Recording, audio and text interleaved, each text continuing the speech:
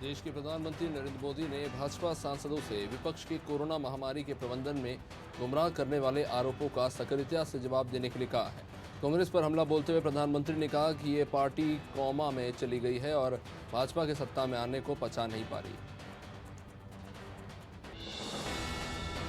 केंद्रीय स्वास्थ्य राज्य मंत्री डॉक्टर भारती प्रवीण पवार ने राज्यसभा में कहा कि कोविड महामारी की दूसरी लहर के दौरान ऑक्सीजन की किल्लत के कारण एक भी मौत नहीं हुई। इस पर कांग्रेस ने स्वास्थ्य राज्य मंत्री प्रवीण पवार पर सदन को गुमराह करने का आरोप लगाया। कांग्रेस नेता केसी वेणुगोपाल ने कहा कि वह स्वास्थ्य राज्य मंत्री के खिलाफ विशेष अधिकार हनन नोटिस लाएंगे।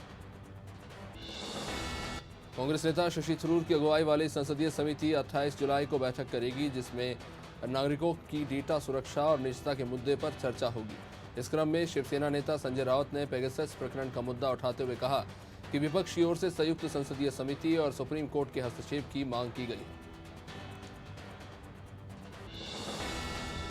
देश के उपराष्ट्रपति एम वेंकैया नायडू ने आज ओपी जिंदल यूनिवर्सिटी सोनीपत द्वारा आयोजित विश्वविद्यालय शिखर सम्मेलन के उद्घाटन सत्र को वर्चुअली संबोधित किया। अपने संबोधन के दौरान उपराष्ट्रपति ने कहा कि विश्वविद्यालयों को अच्छे शिक्षाविद, अर्थशास्त्री और राजनेता तैयार करने चाहिए, जिनके पास अच्छा आचरण क्षमता और चरित्र हो। कोरोना संक्रमण ने दुनिया भर में तबाही मचाई हुई है। इस महामारी ने अब तक लाखों लोगों की जान ले ली है और लाखों बच्चे इस दौर में अनाथ हो गए। कोरोना महामारी के कारण अब तक दुनिया भर के 15 लाख बच्चे अपने माता पिता या इनसे किसी एक को खो चुके हैं। रिपोर्ट के मुताबिक इनमें से 1,90,000 बच्चे सिर्फ भारत के हैं। पंजाब प्रदेश कांग्रेस कमेटी का प्रधान बनाए जाने के बाद नवजोत सिंह सिद्धू बुधवार को विधायकों के साथ दरबार साहिब में नतमस्तक हुए। इस दौरान उनके साथ कांग्रेस के 62 नेता और कई मंत्री मौजूद रहे। साहिब परिसर में दाखिल होते ही सिद्धू समर्थक विधायकों ने जो बोले सो ही निहाल के नारे लगाए। भारतीय जनता पार्टी के राष्ट्रीय अध्यक्ष जेपी नड्डा 23 और 24 जुलाई को गोवा के 2 दिवसीय दौरे पर रहेंगे। ये दौरा आगामी 2022 विधानसभा चुनाव के लिहाज से काफी खास होगा। गोवा के 2 दिवसीय दौरे पर जेपी नड्डा पार्टी की विभिन्न शाखाओं के साथ बैठक करेंगे।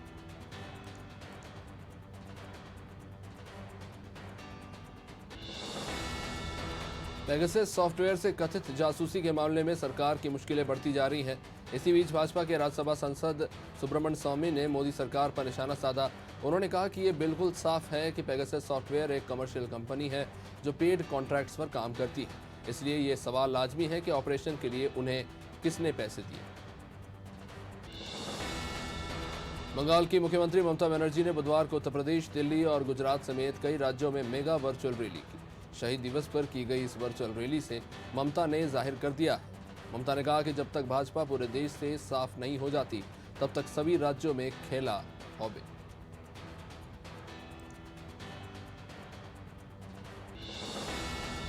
केंद्र सरकार और राजस्थान सरकार के बीच कई मुद्दों पर चल रहे टकराव का असर अब सरकारी फैसलों पर दिखने लगा है। गहलोत सरकार ने केंद्र सरकार और उसकी एजेंसियों और सभी केंद्रीय उपक्रमों के लिए जमीन महंगी कर दी है। केंद्रीय एजेंसियों को अब राजस्थान सरकार के विभागों की तरह सस्ती जमीन नहीं मिल पाएगी।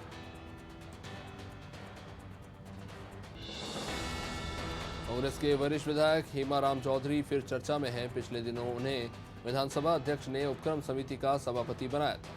मुख्यमंत्री अशोक गहलोत ने 2 दिन पहले हेमाराम से समिति की बैठक में बुलाने को कहा। इस पर हेमाराम ने कहा कि आप जिस समिति की बात कर रहे हैं उससे मेरा कोई लेना देना नहीं है। मैं विधायकी से इस्तीफा दे चुका। कांग्रेस की हरियाणा प्रदेश अध्यक्ष कुमारी सैलजा ने इजरायली सॉफ्टवेयर पेगासस को लेकर सवाल उठाए। उन्होंने पूछा कि भारत सरकार इस सॉफ्टवेयर से संबंधित सच्चाई को बाहर क्यों नहीं आने देना चाहती। देश के बाकी लोगों पर इसका इस्तेमाल करके उनकी जासूसी करने की सरकार को कौन सी जरूरत आ पड़ी। ऐसे में हमारे देश के गृह मंत्री अमित शाह को बिना देरी किए इस्तीफा देना चाहिए। मुख्यमंत्री नीतीश कुमार के एक व्यक्ति एक पद के नियम के कारण जनता दल यूनाइटेड में बदलाव के संकेत मिलने लगे। राष्ट्रीय अध्यक्ष रामचंद्र प्रसाद सिंह के केंद्र में मंत्री बनने के बाद इसकी सुगबुगाहट अब तेज हो गई। राजनीतिक चर्चाओं की माने तो मुंगेर से सांसद लल्लन सिंह और संसदीय बोर्ड के अध्यक्ष उपेंद्र कुशवाहा में से कोई एक अध्यक्ष बनेगा। वहीं रक्षा मंत्री राजनाथ सिंह आज अपने एक दिन के दौरे पर लखनऊ पहुंचे। यहां उन्होंने लखनऊ के पूर्व सांसद लालजी टंडन की प्रतिमा का अनावरण किया। इस दौरान टंडन को याद करते हुए उन्होंने टंडन के साथ मायावती, अटल बिहारी वाजपेयी और समाजवादी पार्टी से जुड़े 3 रोचक किस्से सुनाए।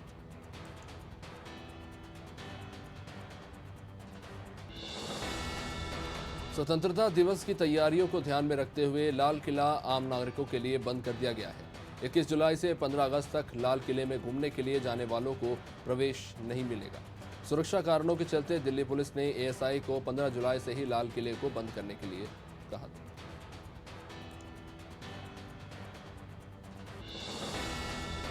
आम आदमी पार्टी के वरिष्ठ नेता कर्नल अजय कोठियाल रामनगर के बाद पूरे उत्तराखंड में युवा संवाद करेंगे।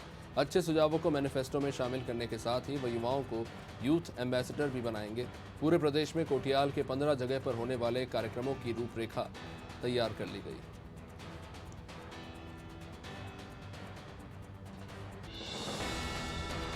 जन अधिकार पार्टी के नेता पप्पू यादव की रिहाई सहित अपनी 5 मांगों को लेकर पार्टी के अन्य नेताओं ने राज्यव्यापी भूख हड़ताल शुरू कर दी। जन अधिकार पार्टी के राष्ट्रीय अध्यक्ष पप्पू यादव की रिहाई और बढ़ती महंगाई सहित 5 मांगों को लेकर ये भूख हड़ताल की गई।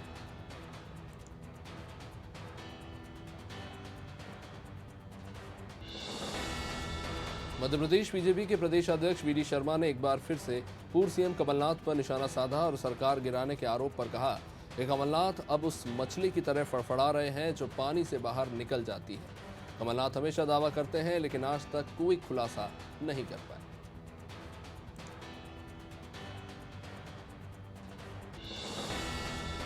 देश में बढ़ते पेट्रोल डीजल के दामों को लेकर जबलपुर में कांग्रेस कार्यकर्ताओं ने केंद्र सरकार पर जमकर निशाना साधा। कांग्रेस पदाधिकारियों ने एक प्रेस वार्ता में बताया कि महंगाई के खिलाफ देश भर में कांग्रेस प्रदर्शन कर रही है। वहीं जबलपुर में कांग्रेस कार्यकर्ता अब हर पेट्रोल पंप पर जाकर आम नागरिकों से सरकार के नाम पर पोस्टकार्ड लिखवाएंगे। इंदौर में दिन दहाड़े शराब व्यवसायी अर्जुन ठाकुर पर हमला करने के मामले में 2 आरोपियों ने बुधवार सुबह विजयनगर थाने में सरेंडर कर दिया। हालांकि इंदौर पुलिस का कहना है कि दोनों नेपाल भागने की फिराक में थे। उन्हें भोपाल हाईवे से गिरफ्तार किया गया।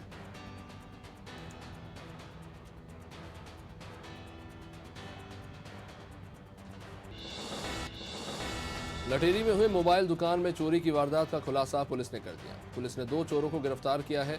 पुलिस के मुताबिक 29 जून को मयूर शर्मा के मोबाइल दुकान को चोरों ने अपना निशाना बनाया। पुलिस ने फिलहाल इस मामले में कार्रवाई करते हुए 2 चोरों को गिरफ्तार किया है और उनके पास से 29 मोबाइल और कुछ एसेसरीज बरामद की।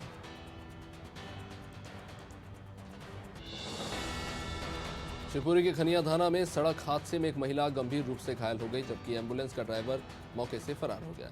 यह हादसा खनिया थाना के देवरी गांव के पास हुआ, जहां अनियंत्रित 108 एम्बुलेंस ने पहले महिला को टक्कर मारी और फिर उसको रौंदते हुए खाई में जा गिरी। इस हादसे में महिला गंभीर रूप से घायल हो गई। सिगरौली के सरई थाना क्षेत्र में पुलिस ने बड़ी कार्रवाई करते हुए 20 किलो गांजे के साथ 3 आरोपियों को गिरफ्तार किया है, जिसमें बुलेरो से 17 किलो और स्कूटी से 3 किलो गांजा बरामद किया गया है। पुलिस ने तस्करी में शामिल 3 आरोपियों को गिरफ्तार कर जेल भेज दिया।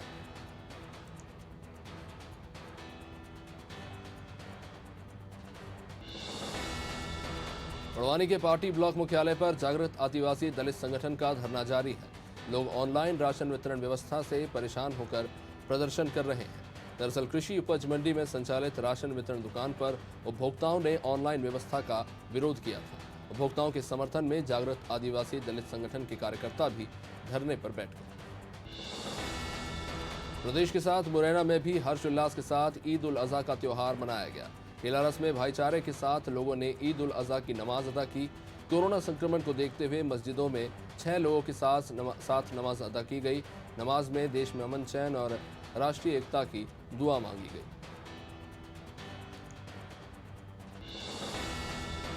उमरिया में आदिवासी महिला के साथ दुष्कर्म का मामला सामने आया है। मामला है अमरपुर चौकी क्षेत्र के उमरिया बकेली गांव का, जहां बेगा जनजाति की महिला को बारात दिखाने के बहाने बुलाकर शराब माफिया की पत्नी ने पहले शराब पिलाई, उसके बाद उसके पति ने आदिवासी महिला के साथ दुष्कर्म किया।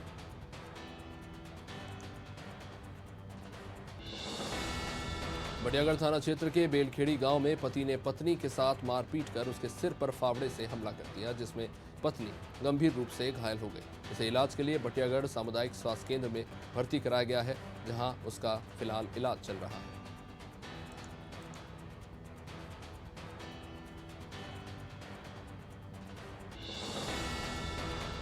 सिरोंज में पुलिस की गलत कार्रवाई से नाराज रघुवंशी समाज ने मुख्यमंत्री के नाम प्रशासन को ज्ञापन सौंपा और कार्रवाई की मांग की।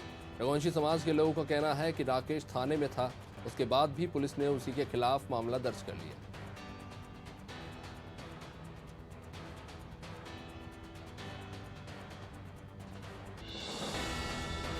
आगामी त्योहार को देखते हुए पंदाना एसडीएम आरती सिंह ने तहसील परिसर में जनप्रतिनिधियों के साथ बैठक की। इसमें त्योहारों को मास्क और सोशल डिस्टेंसिंग के साथ मनाने की अपील की गई। एसडीएम ने बताया कि कोरोना का संकट अभी टला नहीं है, इसलिए एहतियात बरतने की जरूरत है।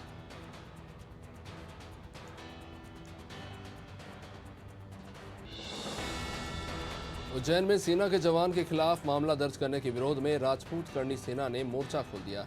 ये मामला उज्जैन के भाट पचलाना क्षेत्र का, जहां पुलिस ने सेना के जवान के खिलाफ एफआईआर दर्ज कर ली थी, जिसको लेकर अब राजपूत करनी सेना जवान के समर्थन में उतर आई।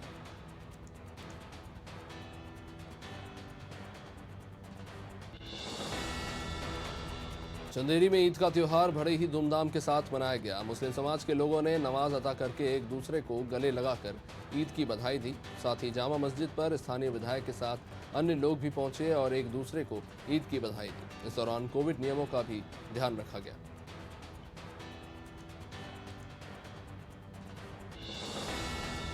सिवनी के घनसौर में नरकंकाल मिलने से इलाके में सनसनी फैल गई। दरअसल कल कूही के जंगलों में नरकंकाल मिला। कंकाल की जानकारी लगने के बाद पुलिस मौके पर पहुंची थी और इस कंकाल को कब्जे में लेकर पोस्टमार्टम के लिए भिजवाया गया। परिजनों को कंकाल सौंपकर उसका अंतिम संस्कार किया जा चुका है।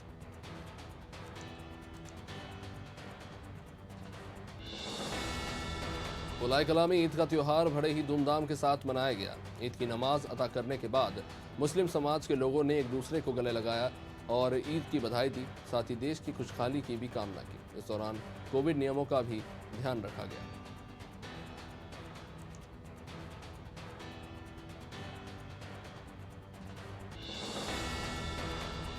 पन्ना में हर्षा बागोहा के जंगल में भालू के हमले में एक ग्रामीण की मौत हो गई। इस घटना से पूरे गांव में हड़कंप मच गया। बताया गया कि मृतक हरदास अहिरवार अपनी भैंस को ढूंढने जंगल गया था, लेकिन वापस नहीं लौटा। जबकि भैंस घर आ गई और इसके बाद हरदास की तलाश शुरू हुई तो वो गंगा अभयारण्य में मृत अवस्था में मिली। खबर टीकमगढ़ जिले के मोहनगढ़ से, जहां छेड़छाड़ की पीड़ित बच्ची और गवाह ने जहर खा लिया, जिसके बाद दोनों को जिला अस्पताल में भर्ती कराया गया है। आपको बता दें कि 3 दिन पहले नाबालिग बच्ची के साथ छेड़छाड़ का मामला सामने आया था, जिसके बाद आरोपी पीड़ित बच्ची और गवाह पर बयान बदलने के लिए दबाव बना रहा था, जिससे परेशान होकर पीड़ित बच्ची ने जहर खा लिया। विदिशा की ग्राम पंचायत रंगई में सरपंच सुशील वर्मा ने गधे पर बैठकर इंद्रदेव से अच्छी बारिश की कामना की और पूरे गांव में गधे पर बैठकर रैली भी निकाली। सरपंच द्वारा गधे पर बैठकर रैली निकाले जाने की चर्चा अब पूरे क्षेत्र में हो रही है।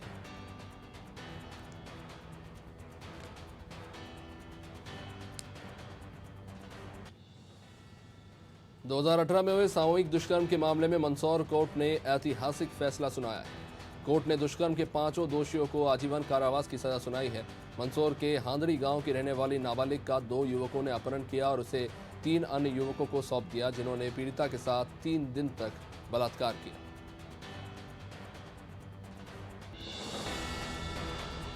मध्य प्रदेश से भले ही मानसून रूठा हुआ हो, लेकिन बैतूल जिले के सारनी में मौजूद सतपुड़ा डैम लबालब भरा हुआ है, जिसके चलते डैम के 7 गेट 2-2 फीट की ऊंचाई पर खोलने पड़े। डैम के गेट खुलने से कई गांवों में बाढ़ की स्थिति बनी हुई है। पुल और रपटों के ऊपर से पानी गुजर रहा है।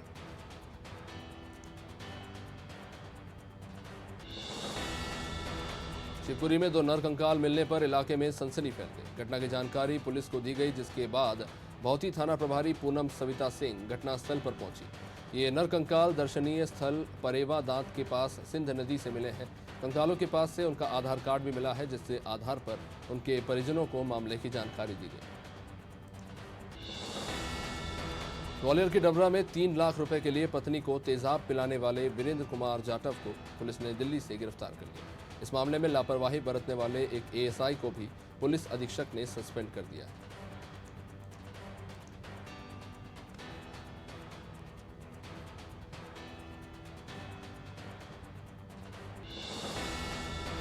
रायगढ़ अनुसूचित जाति मोर्चा भाजपा के द्वारा मुख्यमंत्री गृह मंत्री का पुतला दहन किया गया और अनुसूचित जाति मोर्चा का कहना है कि पूरे प्रदेश में महिलाओं के साथ अत्याचार हो रहे हैं। हालांकि इस दौरान पुलिस और भाजपा कार्यकर्ताओं के साथ झूमाझटकी भी हुई।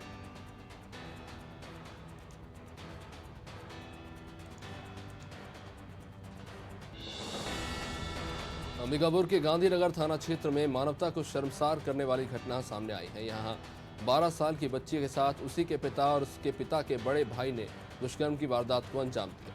जब पीड़िता ने इस घटना के बारे में अपनी मां को बताया तब बेटी को थाने लेकर मां पहुंची और मामला दर्ज कराया।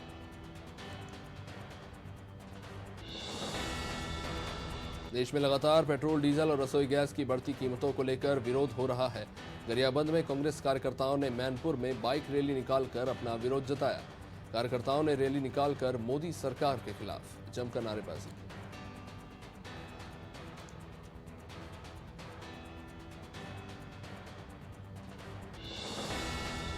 कांकेर में आम जनता को मूलभूत सुविधा देने में नाकाम नगरपालिका के खिलाफ विपक्ष लामबंद हो गया है। भाजपा नेताओं का आरोप है कि शहर में लगातार मूलभूत सुविधाओं और साफ सफाई का अभाव होने से लोगों को काफी परेशानी का सामना करना पड़ता है।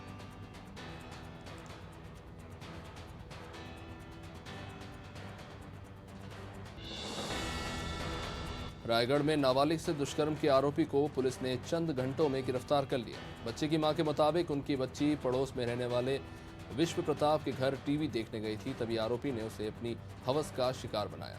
बच्ची जब रोते हुए घर आई तो पूरी घटना का खुलासा हुआ, जिसके बाद बच्ची की मां ने पूरे मामले की शिकायत थाने में जाकर की। राजनांदगांव के बसंतपुर थाना क्षेत्र में पुलिस ने कार्रवाई करते हुए गोल्डन रेस्टोरेंट पर छापा मारा, जहां रेस्टोरेंट में हुक्का बार के नाम से तंबाकू युक्त हुक्का सर्व किया जा रहा था। पुलिस ने जब संचालक से पूछताछ की और उससे बार के कागज मांगे तो संचालक वैध कागज नहीं दे पाया, जिसके बाद पुलिस ने हुक्का बार पर कार्रवाई की।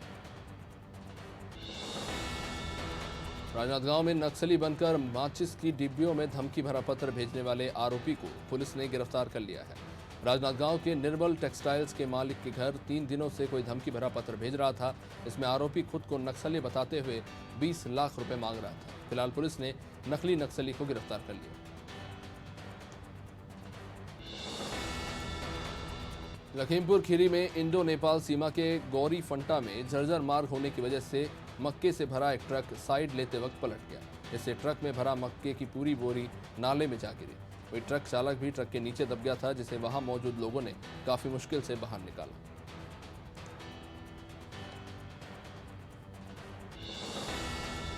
प्रदेश भर में ईद उल अजहा का त्योहार हर्षोल्लास के साथ मनाया जा रहा है। बिजनौर में ईद उल अजहा के मौके पर लोगों ने शांतिपूर्वक और कोरोना गाइडलाइन का पालन करते हुए घरों में ही त्योहार मनाया। ईद उल अजहा पर ईदगाहों पर होने वाली सामूहिक नमाज को भी अपने अपने घरों पर अदा किया गया। बिजनौर के कस्बा स्योहारा में मैजिक चालक ने आपसी रंजिश का बदला लेने के लिए मैजिक से 2 लोगों को जोरदार टक्कर मारी, जिसमें एक युवक की दर्दनाक मौत हो गई, जबकि दूसरा व्यक्ति गंभीर रूप से घायल हो गया। इसे इलाज के लिए अस्पताल में भर्ती कराया गया।